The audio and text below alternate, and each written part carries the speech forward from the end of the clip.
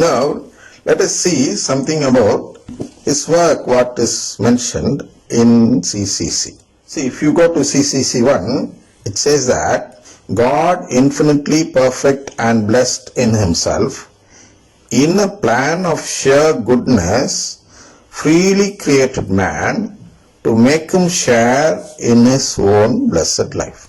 Why did God create man? To make him share in his own blessed life. God created man to make him share in God's own blessed life. This is the purpose of God's creation. He wants us to all share his blessed life. But there, that is different. I just showed you.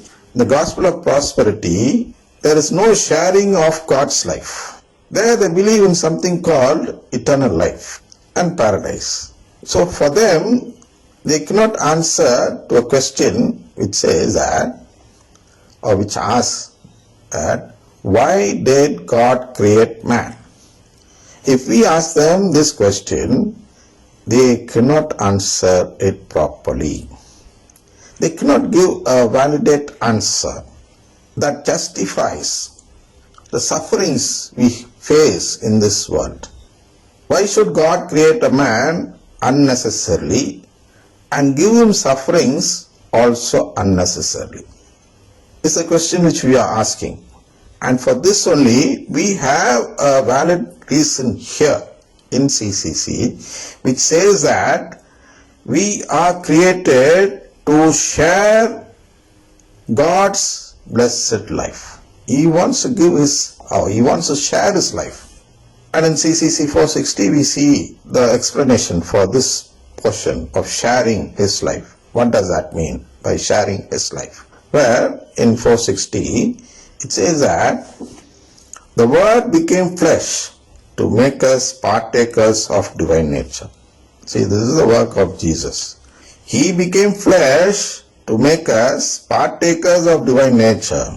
For this is why the Word became man, and the Son of God became the Son of Man, so that man, by entering into communion with the Word, and thus receiving divine sonship, might become a son of God. Who is becoming son of God here? Man.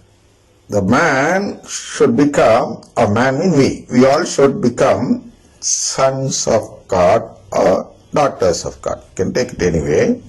What does that mean, to become son of God? For the Son of God became man so that we might become God. See? The purpose of creating us. The meaning of this verse which I read, I'll read it to you again from CCC 1. God, infinitely perfect and blessed in himself, in a plan of sheer goodness. What is this plan of sheer goodness? This is a plan that he is going to make us all gods. For the Son of God became man so that we might become God. The only begotten Son of God, wanting to make us sharers in his divinity, assumed our nature so that he, made man, might make men gods. So he became human to make us all gods. This is the plan of God, a plan of sheer goodness. It is out of his goodness, God's goodness, that he has a plan. And this plan, the nature of this plan is that we should share in his blessed life. Sharing in his blessed life means that we will all become gods.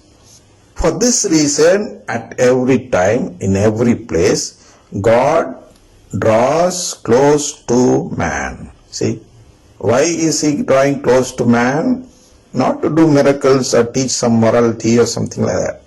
This is what they believe. The people who believe in the gospel of prosperity believe that God is doing something else. He wants to do some miracles. He wants to prove that he is very mighty. He wants to prove that he is very great.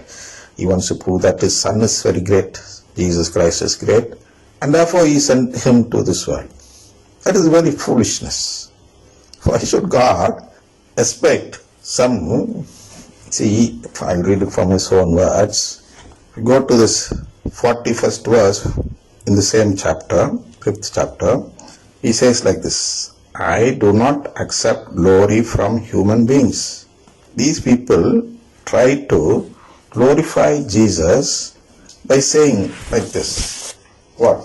Like what? They want to interpret this verse to glorify God by saying like this, that this verse emphasizes the authority and divinity of Jesus as the Son of God. They believe that Jesus' words and miracles serve as evidence of his divine mission and identity. So they are trying to glorify him by giving an elevated status. For this only he replies like this, for this only they also tried.